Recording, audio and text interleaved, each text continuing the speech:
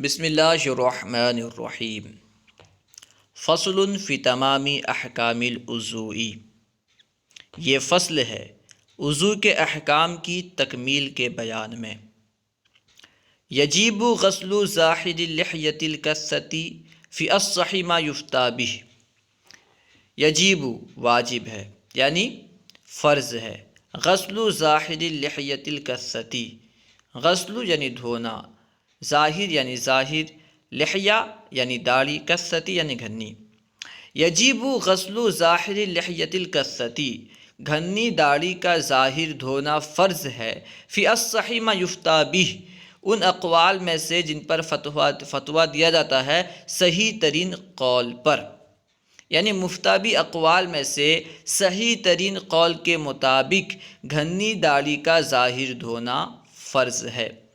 یجب غسل ظاہر اللحیۃ الکثۃ فی الصح ما یفتیٰ بہ، مفتابی اقوال میں سے صحیح ترین قول کے مطابق گھنی داڑھی کا ظاہر دھونا فرض ہے۔ ویجب ایصال الماء الی بشرۃ اللحیۃ الخفیفۃ، اور واجب ہے یعنی فرض ہے ایصال الماء، پانی پہنچانا، کہاں پانی پہنچانا؟ الی بشرۃ اللحیۃ الخفیفۃ، ہلکی داڑھی کے جلد تک، لحیہ یعنی داڑھی، خفیفہ یعنی ہلکی۔ دیکھیے بعض داڑھی گھنی ہوتی ہے، بعض داڑھی ہلکی ہوتی ہے، یعنی ایسی داڑھی جو جلد کو چھپا لے وہ گھنی داڑھی ہے، اور جو داڑھی جلد کو نہ چھپائے وہ ہلکی داڑھی ہے۔ اگر داڑھی گھنی ہے تو اس کے ظاہر کو دھونا فرض ہے، اگر داڑھی ہلکی ہے تو اس کے جلد تک پانی پہنچانا، چمڑے تک پانی پہنچانا فرض ہے۔ وَيَجِبُ إِيصَالُ الْمَاءِ إِلَى بَشْرَةِ اللِّحْيَةِ الْخَفِيفَةِ، اور ہلکی داڑھی کے جلد تک پانی پہنچانا فرض ہے۔ یجب واجب ہے ایصال الماء، پانی پہنچانا، الی بشرۃ لحیۃ الخفیفۃ، ہلکی داڑھی کے جلد تک، بشرہ یعنی جلد۔ ولا یجب ایصال الماء الی المسترسل من الشعر من دائرۃ الوجہ، ولا یجب اور واجب نہیں ہے ایصال الماء، پانی پہنچانا، کہاں پانی پہنچانا؟ الی المسترسل من الشعر، لٹکے ہوئے بال تک، کہاں سے لٹکے ہوئے بال تک؟ ان دائرۃ الوجہ، چہرے سے لٹکے ہوئے بال تک، یعنی چہرے کے دائرے سے لٹکے ہوئے بال تک پانی پہنچانا واجب نہیں۔ ولا یجب ایصال الماء الی المسترسل من الشعر من دائرۃ الوجہ، چہرے کے دائرے سے لٹکے ہوئے بال تک پانی پہنچانا واجب نہیں۔ مسترسل یعنی لٹکا ہوا، من الشعر یعنی بال میں سے جو لٹکا ہوا ہے، کہاں سے لٹکا ہوا ہے؟ من دائرۃ الوجہ، چہرے کے دائرے سے، چہرے کے دائرے سے جو بال لٹکے ہوئے ہیں وہاں تک پانی پہنچانا واجب نہیں، ان پر پانی بہانا واجب نہیں۔ ولا یجب ایصال الماء الی المسترسل من الشعر عن دائرۃ الوجہ، چہرے کے دائرے سے لٹکے ہوئے بال تک پانی پہنچانا واجب نہیں۔ ولا الی من کتم من الشفتین عند الانضمام، اور نہ ہی وہاں تک پانی پہنچانا واجب ہے، ولا الی اور نہ ہی وہاں تک پانی پہنچانا واجب ہے، من کتما جو چھپ جائے، من الشفتین ہونٹ میں سے، دونوں ہونٹوں میں سے جو حصہ چھپ جائے، کب چھپ جائے؟ عند الانضمام یعنی ملانے کے وقت، یعنی ہونٹ ملانے کے وقت دونوں ہونٹوں کا جو حصہ چھپ جائے وہاں پانی بہانا، وہاں پانی پہنچانا واجب نہیں۔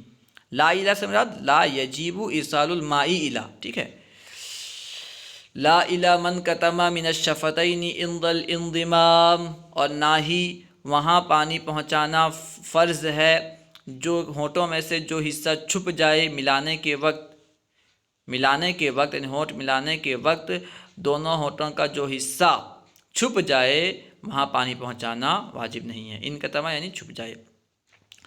ولو انضمت الاصابع او طال الظفر فغطى الانملة وكان او كان فيه ما يمنع الماء كعجين وجب غسل ما تحته وما يمنع، یہاں سے الگ بات ہو رہی ہے۔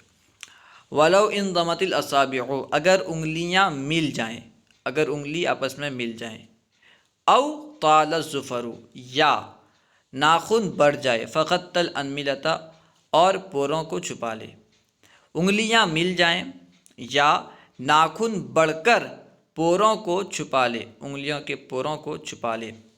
او کانا فیہ ما یمنع الماء، یا اس میں ہو ما وہ چیز یمنع الماء جو کہ پانی کو روکے، یا اس میں وہ چیز ہو جو پانی کو روکے، ناخن میں وہ چیز ہو جو پانی کو روکے، پانی پہنچنے کو روکے، کعجین جیسے کہ گندا ہوا آٹا، وجب غسل ما تحتہ اس کا دھونا واجب ہے جو اس کے نیچے ہے، ٹھیک ہے، جو ان چیزوں کے نیچے ہے ان کا دھونا واجب ہے۔ وَلَوْ انضمت الأصابع أو طال الظفر فغطى الأنملة أو كان فيه ما يمنع الماء كعجين وجب غسل ما تحته، اگر انگلیاں مل جائیں یا ناخن بڑھ کر پوروں کو چھپا لے، یا اس میں وہ چیز ہو جو پانی پہنچنے کو روکے جیسا کہ گوندا ہوا آٹا، تو اس کے نیچے جو چیز ہے اسے دھونا واجب ہے۔ وجب غسل ما تحتہ، تو اسے دھونا واجب ہے جو اس کے نیچے ہے، یعنی اس کے نیچے کی چیز کو دھونا واجب ہے۔ ولا يمنع الدرن وخرء البراغيث ونحوها، اور منع نہیں کرتا میل کچیل، درنو میل، کس چیز سے منع نہیں کرتا؟ پانی پہنچنے سے۔ بدن میں میل جو ہوتا ہے یہ پانی کے پہنچنے سے مانع نہیں ہے، پانی پہنچنے کو نہیں روکتا۔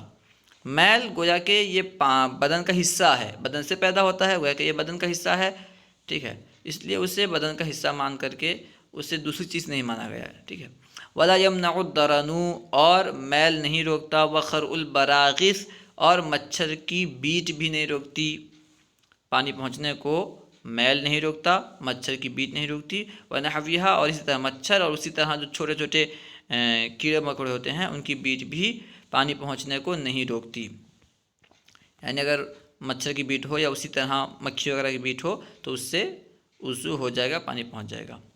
وَيَجِيبُ تَحْرِيكُ الْخَاتَمِ الزَّيِّقِ، یجیب واجب ہے تحریک ہلانا الخاتم الزیق، یعنی تنگ انگوٹھی کو ہلانا، خاتم کہتے ہیں انگوٹھی کو، خاتم پڑھنا ہے خاتم نہیں پڑھنا، ٹھیک ہے۔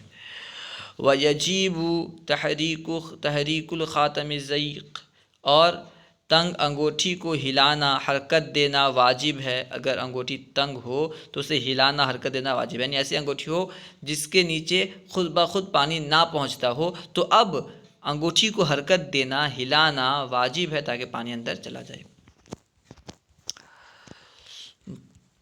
وَلَوْ ضَرَّهُ غَسْلُ شُقُوقِ رِجْلَيْهِ جَازَ إِمْرَارُ الْمَاءِ عَلَى الدَّوَاءِ الَّذِي وَضَعَهُ فِيهَا، وَلَوْ ضَرَّهُ، اگر اسے نقصان پہنچاتا ہو، نقصان دیتا ہو، غسل شقوق رجلیہ، اس کے پاؤں کے زخم کو دھونا، اگر پاؤں کے زخم کو دھونا اسے نقصان پہنچاتا ہو، کسی بندے کے پاؤں میں زخم ہے، اگر اس زخم کو دھونا نقصان پہنچاتا ہو، نقصان دہ ہو، جازا جائز ہے یعنی صحیح ہے، امرار الماء پانی بہانا، کہاں بہانا؟